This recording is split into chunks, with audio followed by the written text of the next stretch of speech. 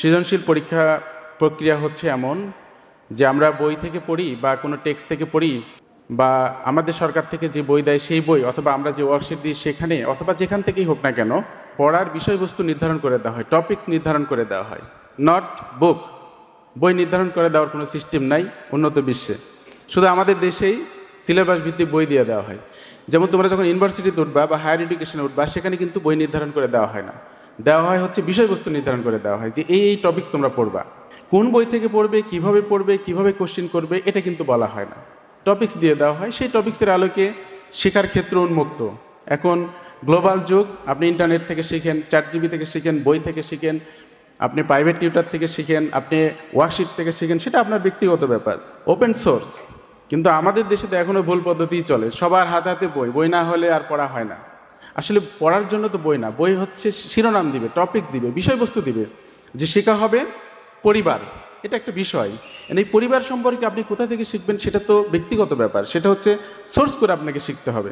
সেক্ষেত্রে আমি কেন বইয়ের নাম বলবো, এটা একটা ভুল পদ্ধতি।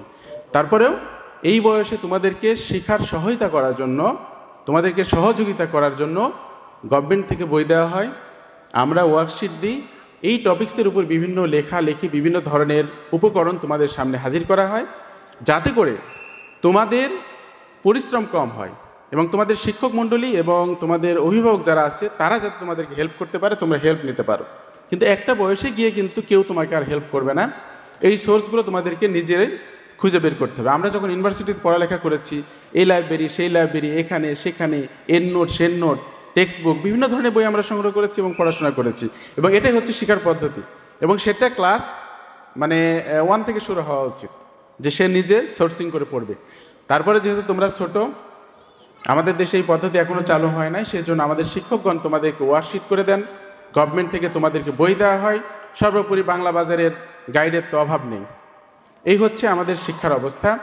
তো সেই জায়গা থেকে ইউকা স্কুল আমরা যেটা চিন্তা করেছি যে প্রত্যেকটি বিষয়ে, প্রত্যেকটি শিরোনামে এবং প্রত্যেকটি শিখনের জন্য তোমাদেরকে এমনভাবে ডেভেলপ করতে চাই যাতে করে এই বিষয় সম্পর্কে তোমরা উন্মুক্তভাবে জ্ঞান অর্জন করতে পারো, যে কোনো বিষয় থেকে জ্ঞান অর্জন করতে পারো।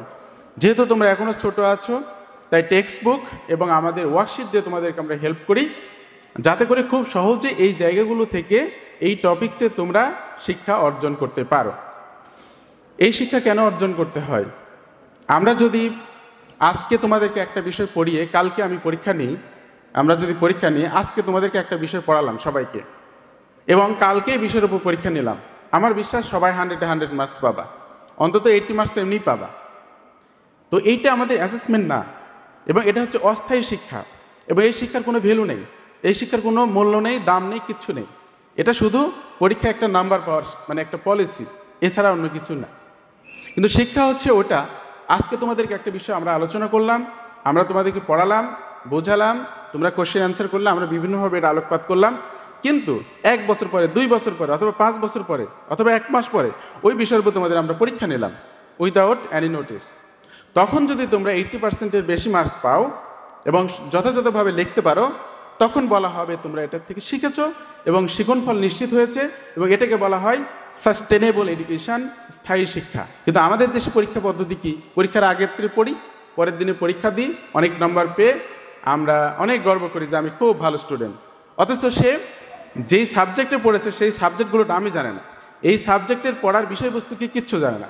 আমরা বিভিন্ন সময় ফেসবুক, বিভিন্ন জায়গায় দেখেছি যারা গোল্ডেন A+ পেয়েছে বা অনেক ভালো রেজাল্ট করেছে একাডেমিকভাবে, তাদেরকে ছোট্টখাটো বিষয় জিজ্ঞেস করলে কিছুই বলতে পারে না, ওই নিজের স্কুলের নামটাই ভালো করে বলতে পারে না। সুতরাং এই এডুকেশন থেকে আমাদের যদি বের হয়ে আসতে না পারি, তাহলে আমাদের বিপদ অনিবার্য। আর আরেকটা বিষয় হচ্ছে যে আমরা যারা অনার্স, মাস্টার্স বা একাডেমিক বিভিন্ন ডাক্তার, ইঞ্জিনিয়ার বিভিন্ন পড়াশোনা করছি, এই পড়াশোনা শেষে তারাই শুধু তার ব্যক্তিগত জীবনে, বাস্তব জীবনে ভালো করে যাদের মধ্যে এই শিক্ষণফলগুলো স্থায়ীভাবে থেকে যায়, যারা সত্যিকার অর্থে সৃজনশীল হয় এবং এই শিক্ষা থেকে শিক্ষা নিতে পারে, শুধু একাডেমিক ভালো রেজাল্টের উপর নির্ভর না, তারাই জীবনে ভালো কিছু করে। তাছাড়া বহু ডাক্তার আছে একটা লেবারের সমান ইনকাম করতে পারে না, বিভিন্ন ফার্মেসিতে, বিভিন্ন হসপিটালে, যারা ব্যক্তি উদ্যোগে হসপিটাল দেওয়া হয় সেখানে যে লাইন ধরে দাঁড়িয়ে থাকে, আমাকে এখানে বসার জায়গা দেওয়া হোক। বহু ইঞ্জিনিয়ার আছে যারা রাস্তাঘাটে ঘোরাফেরা করছে, চাকরি নাই। বহু MA পাস, অনার্স পাস এগুলো বহু লোকজন আছে যারা রাস্তাঘাটে ঘুরে বেড়াচ্ছে, একজন লেবারের সমান স্যালারি দিয়েও চাকরি পায় না।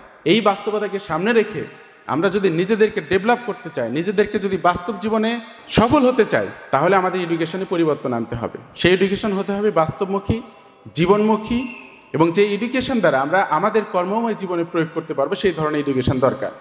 শুধু পরীক্ষা নির্ভর এডুকেশন হলে আমাদের জীবন ব্যর্থতায় পর্যবেসিত হবে এবং আমরা একমুখী হয়ে পড়ব।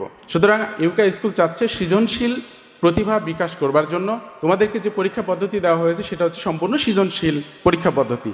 এখানে কিছু মার্কস তোমরা জ্ঞানগত অর্থাৎ মুখস্থ বিদ্যার উপর কিছু মার্কস পাও, সেটা 1-2 মার্কস। এর পরবর্তী স্টেপে যে মার্কসগুলো তোমরা পাও সেটা হচ্ছে অনুধাবন, অর্থাৎ তোমরা এখান থেকে পড়ে কি অনুধাবন করলা, কি বুঝতে পারলা, সেখান থেকে তোমরা কিছু মার্কস পাও, সেটা ধরো 2 মার্কস তোমরা পেয়ে যাও।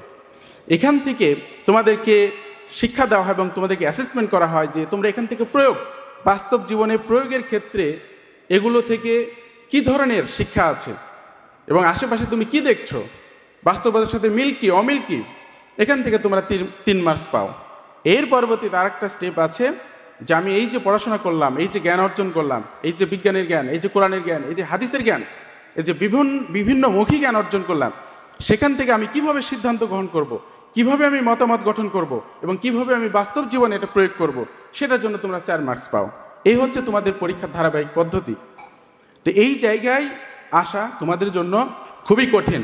তারপরেও আলহামদুলিল্লাহ আমি রেজাল্ট পর্যালোচনায় দেখেছি তোমরা আলহামদুলিল্লাহ ভালো করেছো, ইন এভারেজ ভালো করেছো।